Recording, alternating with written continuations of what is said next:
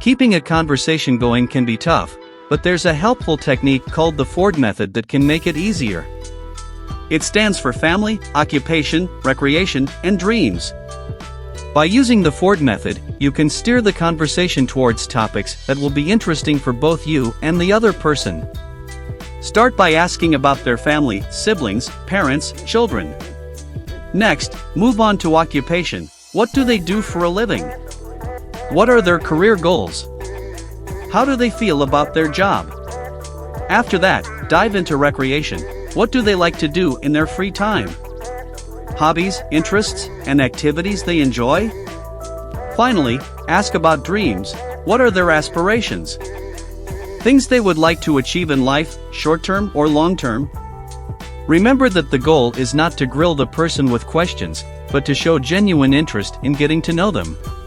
And always make sure to listen actively and respond to what they have to say. Try this out next time you find yourself in a conversation that's struggling to stay alive. Give the Ford method a spin and see how it can help keep the conversation going strong.